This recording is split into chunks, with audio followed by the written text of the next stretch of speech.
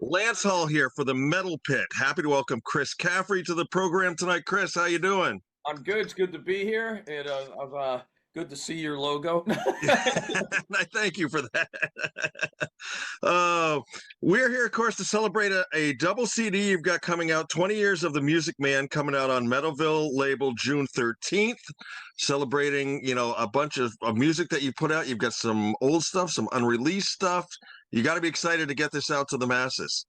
Yeah, it was one of these things where I had recorded a couple singles and been releasing them that way, and I did a song last year with Jeff Scott Soto singing lead vocals with me, and that Mm. is "Do You See What I See Now" song. And I was actually trying to think of a way to release that it wasn't gonna be a single just because it was.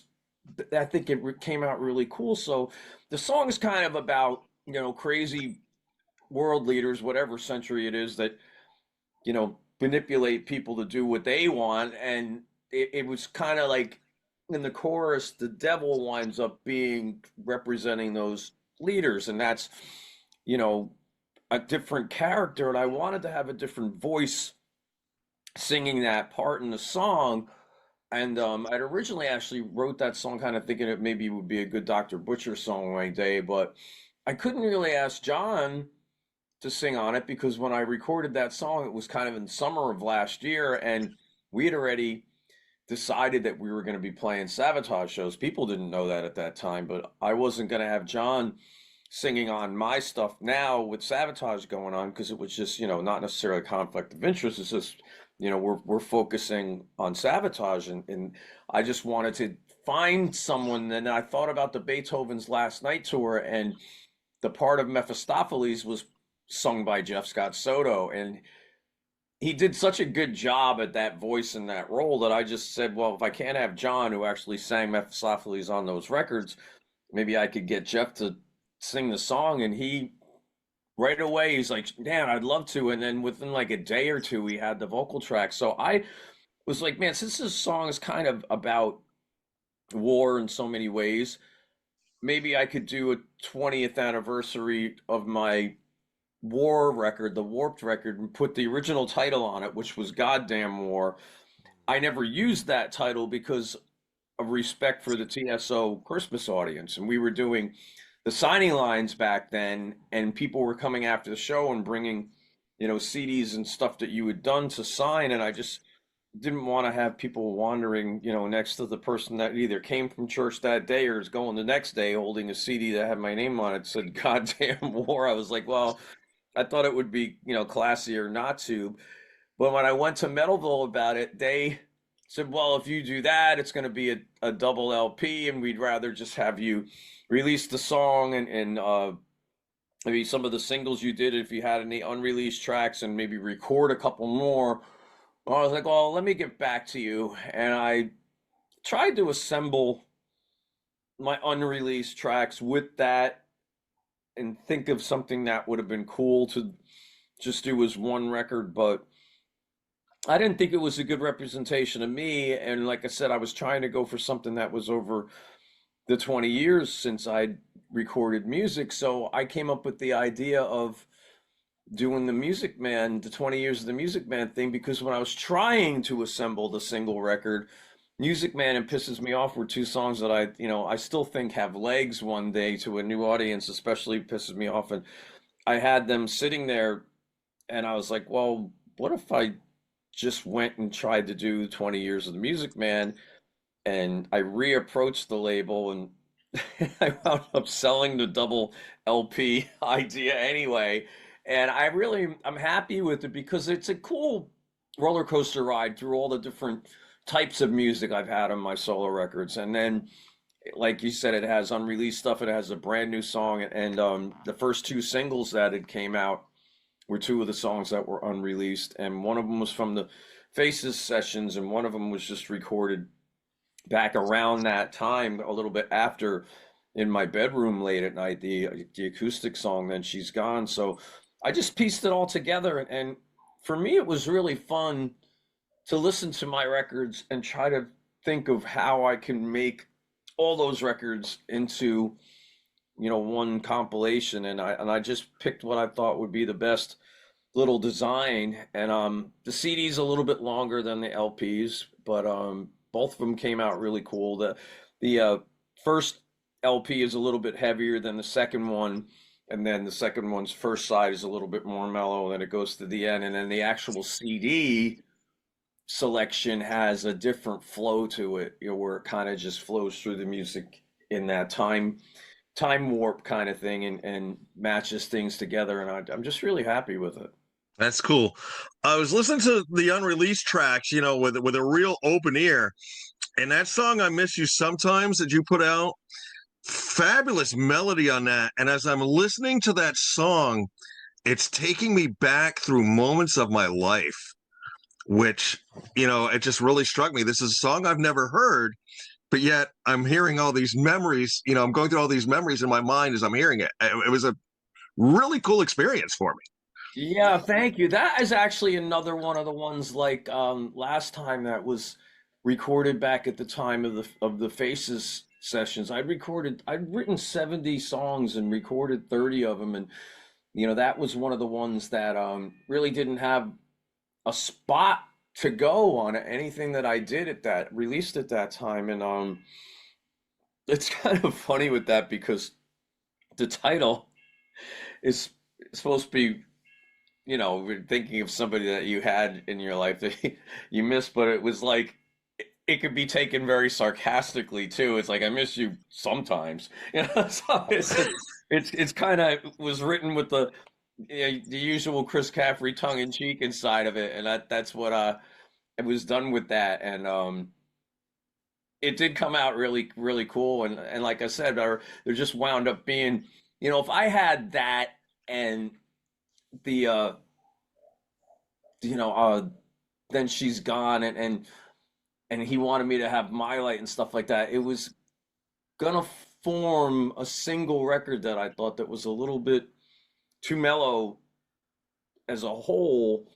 And with Savatage happening and everything like that, I kind of wanted to make a version of things that really spoke the heavy metal side too. So that's why I have Your Heaven Is Real on the record, and I have Edge of Darkness, and I put a band in there, and I put the trifecta of funny swear songs. I have Pisses Me Off, and Sick of This Shit, and You've Got to Be Fucking Kidding Me, which I thought was good. But the You Got to Be Fucking Kidding Me song, when Pins and Needles went to iTunes, they got the title of that on the song It's Sad, and song It's Sad's title on So You Gotta Be Fucking Kidding Me. So I really was never able to sell that song, and I didn't use the actual title on there. So if you saw that and it was on It's Sad, you had no idea what it was, and then you're listening to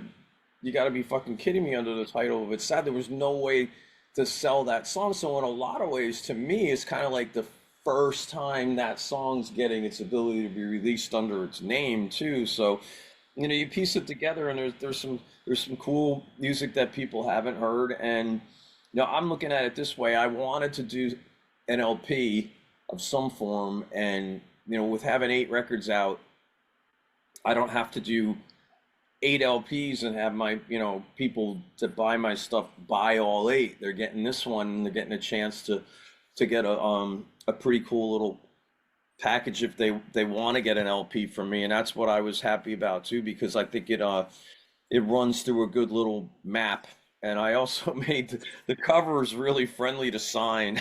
I was like, oh, if I'm going to sign these and sell them, because I had records like the Jester's Court and things like that. When you go to sign those things, sometimes you can't even find the spot, never mind pick a color of the marker. And I know that sounds kind of a little trivial with that, but people want to have those personalized records, and it's something I've always done for my website with all mine. Is I'll make sure that I purchase a bunch of CDs from the label that I could throw in my store, and I'm able to sell them and ship them and personalize them for people that don't get a chance to see you in a live situation to get that done. And it's always been something that the fans really appreciated. So this one, it's cool because there's a little more space.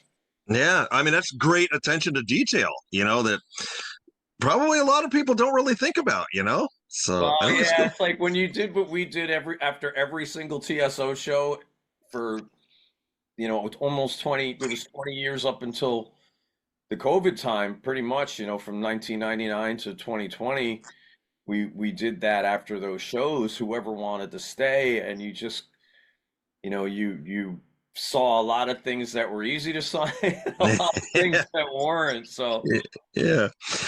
I want to take you back a little bit in time. Play a quick little game of fact or fiction. I got most of this stuff off the internet, so it's got to be true. Uh, you sang "Help" for show and tell, like kindergarten, first grade in school, yes, that is true. and Yeah. then like when you were age 7, "Wings Over America." Beatles got you started, of course. Then you got "Wings Over America" around age 7, and that really I think catapulted that you a may little have, further. yeah, that may have actually been, yeah, I think maybe 7 is the right age for. I'm not exactly sure what that was. A Christmas present. I was listening to Beatles records and my neighbors bought that, which is kind of odd because my neighbor was an older gentleman who was a antique dealer and his wife, and then I went over there for Christmas and they had that Wings record. It was just something about, I liked the heavier Beatles songs. I didn't have a lot of money and I didn't, my brother was only 2 years older than me, so we really weren't out and about hearing what people, were listening to or going to concerts about. And I just saw that front cover of Wings Over America, and it was so cool. The double neck guitar and the Les Paul and the bubbles and the laser lights, and I was like, this is really neat. And that record kind of funny that we talk about, my 20 years of the Music Man. If you listen to Wings Over America, there's a whole spectrum of what Paul McCartney had done musically, which is something that really kind of shows a lot in what I was influenced from my songwriting from the bands I liked. They not necessarily were all over the map, but you heard a lot of different styles in their records, and the songs had a lot of really neat, trips inside of the song. A lot of some of those, a song like Live and Let Die or Rock Show is like they had a lot of emotions and a lot of changes within them, so it became a part of my writing, that was really influenced a lot by that, the different bands like Queen that took their stuff and got kind of crazy with it. Absolutely. Here's another bit that really jumped out at me. You and your brother worked like odd jobs. I think you said like you raked leaves or did something to make enough money to get your first couple of albums, and they were Kiss Alive and the first Boston album.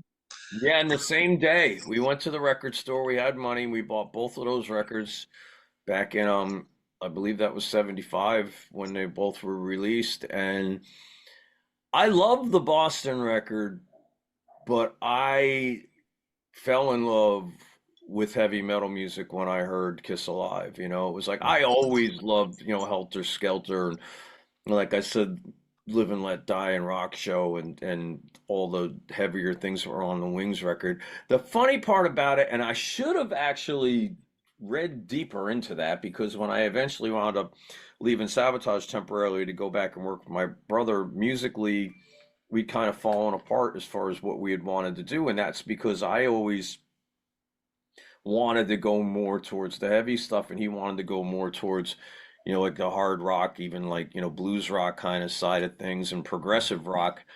But he hated the Kiss record when he heard it. Really?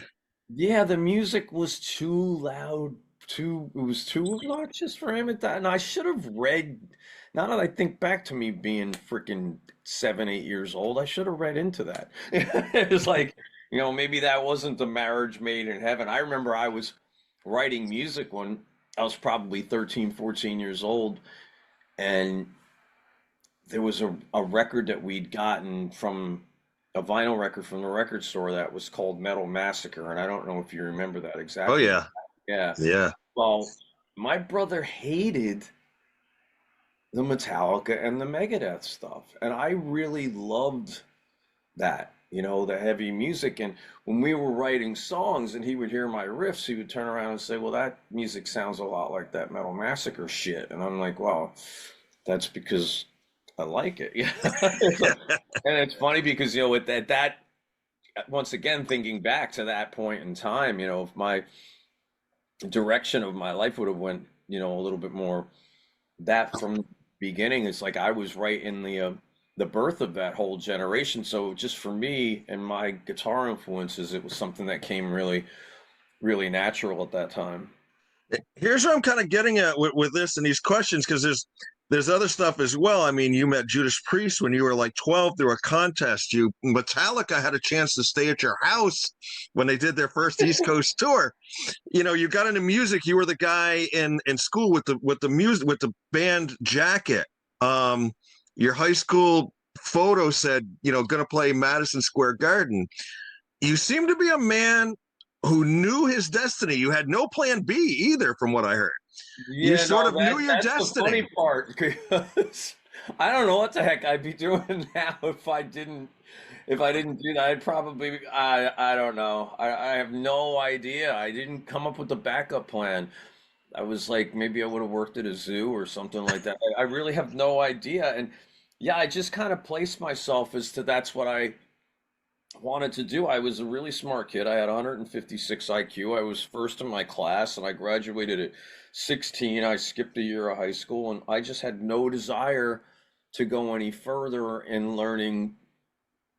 I found X. It came before Y and Z when I started doing those trigonometries and the calculuses and all these things were these math problems. I'm like, this is driving me freaking crazy. I want to play guitar. So I did that. I actually think maybe if I didn't do that, I probably would have been a freaking worth $200 billion designing computer programs because that was something I enjoyed doing. Like I was making video games on my little Radio Shack computer when I was like, probably 15, 14, 15 when computers first came out and they had when you played video games, it was literally Pong. It was like, but Yes.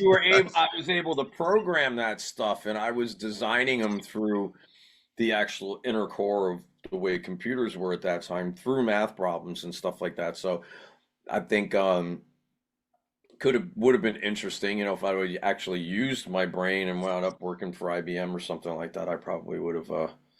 I would have owned half of an island somewhere at this point. But it's like it is what it is. I decided to pick music and it didn't go that bad. When I turned 17, I managed to meet Alan Fryer from Heaven and in turn Paul O'Neill and my whole future really was designed by that, very fortunate being in the right place at the right time. Destiny. Speaking of Paul O'Neill, you mentioned and the blurb that I got, with the promo along with the CD download and everything, the two people you mentioned were Paul O'Neill and your mom along the way for everything they did for your career. Give us a little bit of you know background on the things they did for you. Well, I mean, Paul was my mentor, he came into my life. They always say there's like your life is different after certain events and things that happen. My life was definitely never the same after I met Paul O'Neill, and he believed in me at a very young age. He told me it's funny, he goes, I'm going to make you a rock star. He really believed in what I did. And I don't know exactly what a rock star is, but whatever it is that happened to my life and my career was able to make me do what I wanted to do since I was a little kid, and he had gotten me the opportunity to play with Savatage, and he always believed in me. He put me in the front of the stage with his baby and let me talk to the audience and represent him in Trans-Siberian Orchestra, and that was a real blessing and a confidence that he was willing to believe in me enough to stand up in front of that crowd. But I think he also knew that there's something, like I said, I don't understand exactly what the term rock star means, really. I see what it is and what people think, but I'm pretty much a normal person. So I think with the TSO audience, when I spoke to the crowd, I think that normal person connection in that environment really came to the benefit of everything, of how easy it was for me to speak to people from 8 to 80 that liked all different kinds of music and all different kinds of things in life. And, he always just asked me to make sure that, I stayed politically correct. And he loved the way I was able to do a sense of humor. He would actually get me like Bill Cosby old comedy records and stuff just to listen to some of the really funny people that were safer. And I figured out a really good way to just make fun of myself, which there's nothing wrong with that. And everybody will laugh, and it just becomes like one of these things where it also puts you at a level where everybody understands you. They're like, well, if it's okay for him to do that, it kind of connected things like that. But Paul, like I said, he believed in everything that I did. He let me do writing for a couple songs for TSO, and he really believed in me. And he was always there. It was crazy when he passed away. I was like, what if somebody died, if there was a problem in the world, I'd call Paul. And when Paul passed, I'm like, who do I call to talk to Paul about Paul? It's like I lost that person that was my anchor for a lot of times for things. So I kind of just channel myself a lot and sit there and kind of, think out loud to him when he's not around. But the situation with my mom was she always believed in what I was doing. She always stood by me. When I left the city and came upstate, I moved here into the home that I'm in now, that is my house now. And I I had her here always, a lot of times, and I hadn't really spoken much about the situation. But when I was doing the final credits for this record, my mom had almost died in the hospital. Mm. So I really didn't know what was going to be going on. She got very sick, and I don't really talk about my personal life that much at all. And nobody knew. She's a lot better now, so I'm not, it's completely different now. She's a lot better, but at the time, and I was about to be leaving on tours and leaving where it was, I was praying, and I was a little bit scared and nervous, and I put that dedication onto her as, kind of like a way for me to maybe channel Paul and channel my little hidden angels on my shoulders to help me out with that situation. So it was kind of more of a prayer at that Mm. point in time. So when people ask me about that, like what sets my mom separate from everybody, obviously I wouldn't be in the world without my mom. So it's like I have to, thank her for making me a human being. I wouldn't be here. But throughout the years, she's always been, my biggest fan. And I had came really close to the point earlier this year to where I didn't know where I was going to go. And this is actually the first time I've ever said that, publicly about that Mm. situation. But when you're the first person who asked me why my mom was there, and that's the best and the explanation. I was Mm. kind of like, I was scared at that point in time, and I wanted to do the dedication to Paul because it was going through all the time, and where I was in my career, and I, like I said, I had a different life after I met Paul, and my career went a different path, and I've done everything I ever dreamed of doing. I walked up and played Madison Square Garden, sold out Yeah. with Trans-Siberian Orchestra. When I say walked up, that's actually the truth, because I lived in Astoria, Queens at that time in the TSO and Savatage band house. I was kind of the caretaker, and I wanted to go home the day we were playing the Garden. And Paul was like, no matter what you do, don't take the subway. Now, it was my goal to take the subway to the garden. It's like that's why I left. I wanted to go home and I wanted to take the subway to Madison Square Garden when I was playing the garden. And not that I didn't want to see, I didn't want a limousine. I didn't want even a freaking taxi cab. Mm. I wanted to put the token in the booth and take the subway to Madison Square Garden. And of course, being that kid where this is don't press this button, I took the subway to the garden that day and didn't do what Paul asked me to do. And I remember getting out of the tunnel that's a little tube to go up the stairs. And I look up and I see the garden and I see Trans-Siberian Orchestra sold out. And it was like you mentioned in my high school yearbook when I said I wanted to play Madison Square Garden, it's like all of a sudden that was happening. And, that was because of Paul. So, that's why I thank him. And that's the reason why, it was Mm. kind of like almost a little bit of a dedication in some ways, but it was a prayer. And, luckily, my mom's still here, but there was some times earlier this year where I was really scared about that. Well, first off, Chris, I'm glad to hear that your mom is doing better. Yeah, no, That's so am I. It, like I said, awesome. it came out of nowhere, and it hits you like a brick Hmm.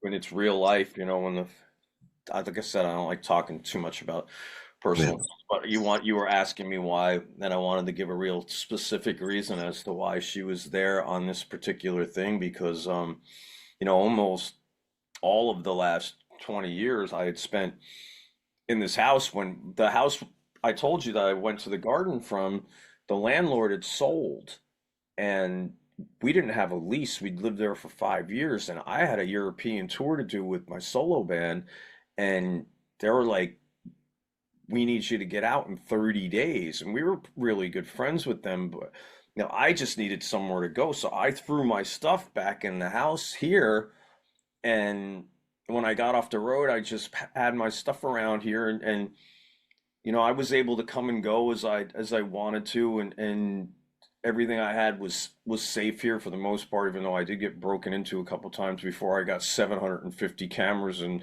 a security system that freaking probably makes the White Houses look small, but I mean it's like I just got to the point where my cameras have cameras. Yeah. It's gotten that funny, it's like and they're all over and they're hidden and they're solar and they're non-solar. It's like somebody could cut every electric wire and there's still going to be one of them that's going to be there somewhere. But, I came here and I felt safe and I took care of the house and, I didn't spend Christmases at home, but, my mom was in the house watching my dog and watching my stuff. And, every time I came home from the road, she was here. And, at that point in time when I was doing the record, she was out of the house. We're doing the credits and everything. She'd been out of the house probably almost 6 weeks at that point in time. And it was crazy because, I'd not seen that situation in this particular house. I'd lived all over the world by myself. I'd owned my own house in Jersey before. I'd lived in New York City for 15 years. I lived in Europe. I lived in Florida. But, when I was in this particular place, she was always there. And it was kind of like really haunting to Mm. be in that situation. And that's why that dedication was there. I appreciate you going there with me, Chris. Really, very much. I appreciate it. I'm looking at the time. We're real short on times. I know you got interviews stacked up here. Actually, tonight I don't have any more this evening. I had a bunch this afternoon. Tomorrow night I go a little later than this, but right now I'm not cut for time, so we can finish on what you have left. All right, I got 9 minutes left on my time here. I'm looking at my clock ticking down because I got the basic Zoom thing. A couple of quick questions, just some fun ones. Um, if you could have one of your songs placed in a television show, what TV show would you pick? I don't know if it would have to be. Could even be a rerun. It could be God, I don't really know. I mean, that's an interesting question. I mean, because I mean, there's got to be some funny parts of a thing like Cheers that you could, just you find maybe situational stuff could put sick at his shit somewhere, but it would have to be edited for TV. Yeah. It's kind of like, but that's a really good question. Well, I think if anything, maybe I would love to be the theme song of a show like MASH. I always loved the MASH theme, because yeah. I would sit there and watch that show, and I would escape to thinking of what it would be like to be in that situation at that time. And that show was one of those ones that you waited for every week and you watched every bit. That song just had that musicality to it that I think, a song like Music Man really kind of would hit you in that way. Yeah. Very cool. All right. If they were to make a biopic of your life, what actor would you pick to play you? And it's your movie, your life. You can pick anybody. An actor to play me. Wow. I probably Well, you'd have to be cool and you'd have to be semi-funny. I would probably just say Chris Jericho. Okay, yeah, there you go. That'd be perfect. Yeah, that's the Perfect. only person I could think of. Let Jericho play me. He's probably Oh, the only one that could do it. I think he could. I think you nailed it. You absolutely nailed it. My last question, but let me throw this out to you first. You talked about, Paul's vision for you and what he wanted you to do in TSO and the Bill Cosby record and stuff like that. Speaking as someone who has seen you in TSO a number of times, you're doing it. You're doing it. You connect every single time. My wife and I have seen you a number of times. I've taken three of my kids, two of them, and they were at a young age. I have four, so I'm trying to remember. But they were both young. My two daughters have been down, and they were both young at the time, and they were just captivated with everything. It was amazing. So you're pulling it off. Thank you. I enjoy that thing, and it's funny because I'm more nervous talking or playing in a room of 5 people than I am for 10,000. So it's like for me, for some reason, I just am really relaxed on those stages. It just happens. It's my comfort zone. All right, last one, and I got 5 minutes left on my clock. We talked a couple times about the yearbook picture and the quote. If you could go back in time, knowing what you know now, what advice would you give that 16-year-old you back then? Or would you just let it play out? I think, I probably would have thrown a little bit more of how I learned to follow my gut as I got older. Back then maybe I followed other people's guts a little bit more. When I left Savatage to go work with my brother, and there was a lot of influence from him and other people in that situation. And I think my gut was telling me to stay where I was, but I made that choice. Back then you couldn't really play in even 2 bands back then, never mind like 5 or 6 like people do now. So the business was completely different. That was probably the main thing I would do is just kind of follow your gut. I think that anything else would probably change me. It's like I have a tendency to be too nice sometimes, and I think people that know me know what I mean when I say that. It's just I do think a lot of things for other people more than I do things for myself. I've never really acted selfish in a lot of different things that had happened in my life.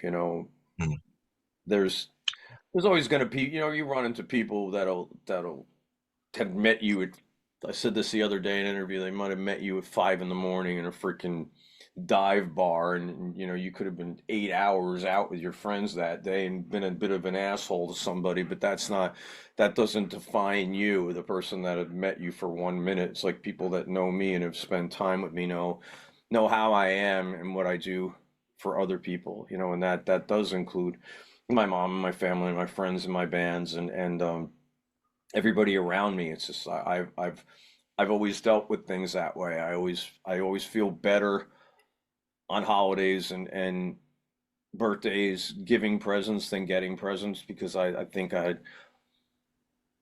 kind of had a way of spoiling myself anyway. If there's something I wanted, I usually would go out and buy it. So I never really asked anybody for anything. You know, I just wanted to make people happy.